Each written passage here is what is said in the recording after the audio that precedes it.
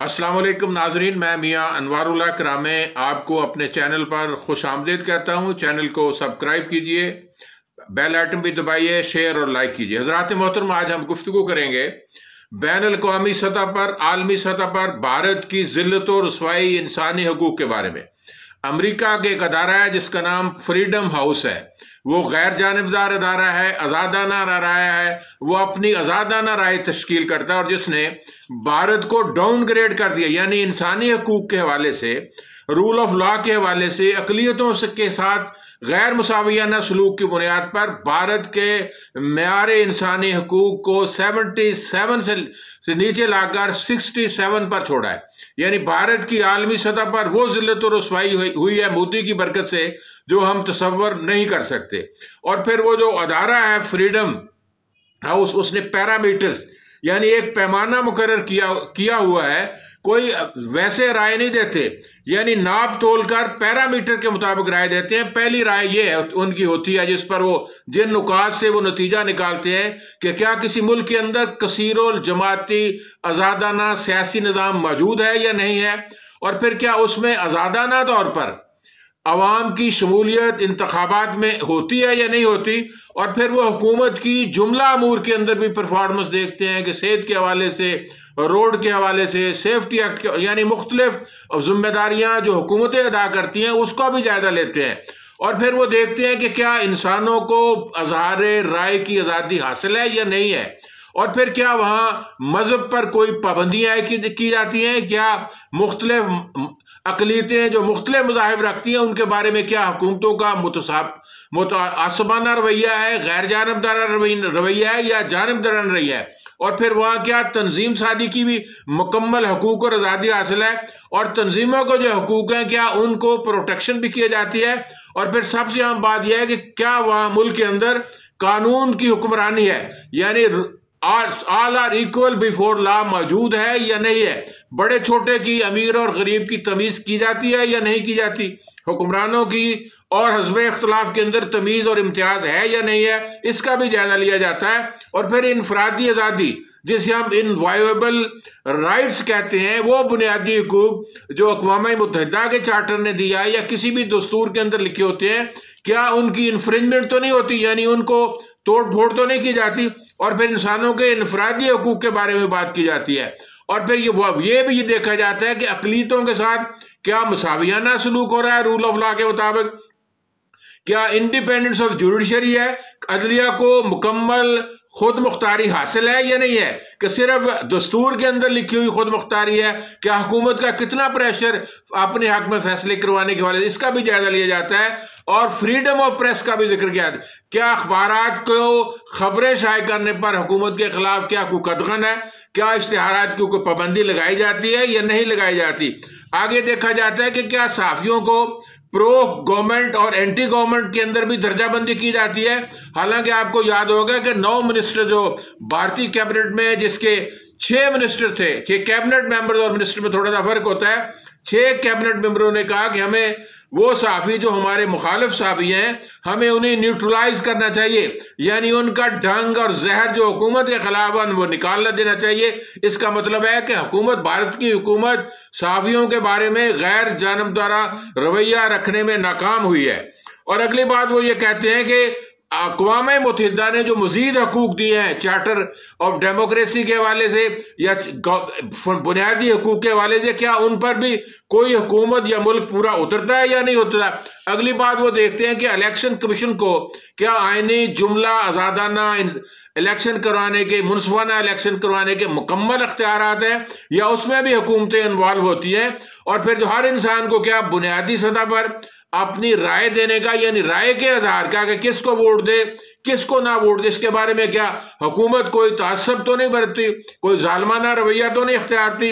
और फिर हुकूमत की तरफ से क्या मुल्क के तमाम अफराद को मुसावियाना और मुनसिफाना सलूक किया जाता है। और फिर उसमें देखा जाता है कि जमहूरियत के जितने तकाजे बैन अल-अक़वामी सतह पर मंसूर शुदा है और इंसानी हकूक़ के बारे में जितने भी प्रोटोकॉल्स हैं, क्या उन पर अमल दरामद उस मुल्क के अंदर होता है या नहीं होता, और फिर उस पर अमल दरामद के नतीजे में क्या नताइज मुरतब होते हैं। और जिस तरह मैंने ये जिक्र किया है कि उन्होंने सहाफ़ियों को तबकात में तकसीम कर दिया है कि प्रो गवर्नमेंट कौन से सहाफ़ी हैं, एंटी गवर्नमेंट कौन से हैं, न्यूट्रलाइज गवर्नमेंट है। उनकी मिनिस्टर की जो कमेटी बैठी है कैबिनेट मिनिस्टर की, उन्होंने कहा कि हम वो सहाफ़ी जो हमारे खिलाफ मुखालफाना मवाद शाये करते हैं हम उन्हें न्यूट्रलाइज करेंगे, यानी उनकी तबीयत भी ठीक करेंगे और उनको मरम्मत करेंगे। ये फ्रीडम हाउस की वो रिपोर्ट है जिसने भारत को आलमी मेयार के मुताबिक एक गैर जमहूरी मुल्क करार दिया है। और उन्होंने कहा है, उन्होंने ऐलान यह किया है कि भारत अब मुकम्मल तौर पर एक आज़ाद मुल्क नहीं है, ये पार्शली आज़ाद है। मैं समझता हूं आलमी सतह पर भारत की इससे बड़ी बेइज्जती बेतौकीरी मुमकिन नहीं है। भारत को, मोदी की हुकूमत को यह एजाज़ हासिल हुआ है कि भारत का जो पैमाना 77 पर था वो तनज़्ज़ुली का शिकार होकर 67 पर पहुंच गया है। यानी आलमी निगाहों में अंदर भारत वो एक आज़ाद मुनसफाना रियासत नहीं है, वह गैर मुसावी सलूक किए जाते हैं, जालमाना रवैया अख्तियार किया जाता है। और भारत का स्टेटस जो कम हुआ है, हमें भी अपने मुल्क के हालात का जायजा लेना चाहिए। क्या हमारे मुल्क के अंदर इंसानी हकूक की खिलाफ वर्जी तो नहीं होती? यानी हम भारत का अगर मुंह काला हुआ है तो हमें कम से कम अपने आप को, पाकिस्तान को एक शफाफ, साफ, इंडिपेंडेंट अदलिया की आज़ादी का एक परचम बुलंद करना चाहिए, ताकि दुनिया भर में पाकिस्तानी कौम भी एक आलमी सतह पर बावकार, बाइज्जत, साहिब तौकीर बन सके। और दूसरी बात हम ये कहते हैं कि आजकल अफगानिस्तान का मसला फिर बड़ी सरगर्मी से आगाज हो रहा है। अक़वाम मुत्तहिदा के अंदर अमेरिका के जो स्टेट सेक्रेटरी है उन्होंने कहा, ब्लिंकन ने, कि हम अक़वाम मुत्तहिदा से भी गुजारिश करते हैं कि उनमें जो कमेटी बनाने का उनका इरादा है उसमें चाइना है, रशिया, ईरान है, पाकिस्तान है, खामखा इंडिया को भी शामिल किया गया है कि अक़वाम मुत्तहिदा के प्लेटफार्म से क्या अफगानिस्तान में अमन व अमान का क्या तरीक़ाकार इख्तियार होना चाहिए। और फिर एक और कमेटी उन्होंने तश्कील दी। उनकी ख्वाहिश है, अमेरिका की ख्वाहिश है कि तुर्की जो है वो तालिबान और हुक्मरानों के दरमियान कोई ऐसे मुतफ़िका लाएमल तय करे जिसमें अफगानिस्तान के अंदर अमन व अमान बरकरार हो सके। और न्यूयॉर्क की रिपोर्ट यह है कि उस जो भारत के खिलाफ उन्होंने अफगानिस्तान के हवाले से शाये किया है, वो खत लेटर जारी किया है अब्दुल्ला को और अशरफ गनी को जारी किया है, उसकी ज़ुबान और बयान बड़ा सख्त लहजा अख्तियार किया है। उसमें यह कहा गया है कि हमारी मौजूदगी के अंदर, हमारी माली मुआवनत के बावजूद अगर आप यहाँ मुल्क के अंदर, अफगानिस्तान के अंदर अमन व अमान बरकरार नहीं रख सकते, तो जब हमारा मुकम्मल इनखला हो जाएगा तो फिर तो तालिबान मज़ीद इलाकों पर काबिज हो जाएंगे, फिर आप अमन व अमान के। उन्होंने धमकी भी लगाई है, तरगीब भी दी अब्दुल्ला की आंखों में आंखें डालकर, और फिर अशरफ गनी को भी उसकी औकात याद दिलाई है। हम कोई अर्जेंट हुक्मरान चाहते हैं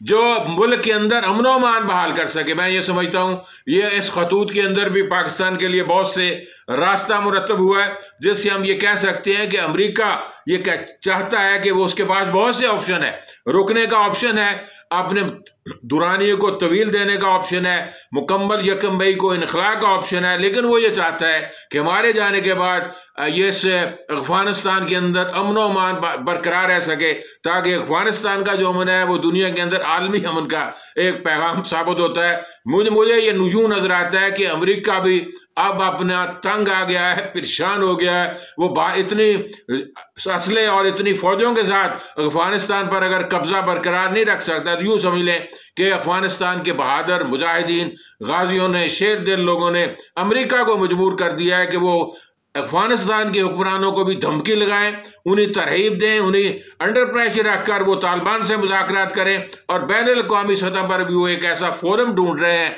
चाहे वो अक़वाम मुत्तहिदा का फोरम हो, चाहे वो तुर्की का फोरम हो, कि वहाँ पर जाकर वो अमन व अमान अफगानिस्तान के अंदर बहाल सके।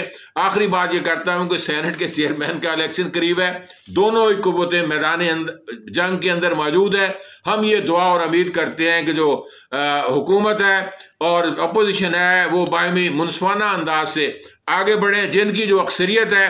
अब आपने नहीं देखा होगा कि कोई सियासी जमात ये कह रही हो कि अब ये ज़मीर के जो काजी हैं, ज़मीर के जो मुजाहिदीन हैं, उनके इंतखाब के अंदर भी हम अपना आज़ादाना वोटिंग करेंगे। लेकिन मैं समझता हूँ कि इस इंतखाब से अच्छा नतीजा निकलेगा, पाकिस्तान की जमहूरियत को मजबूती और इस्तेहकाम हासिल होगा। वाखिर दाना वल्हम्दुलिल्लाहि रब्बिल आलमीन।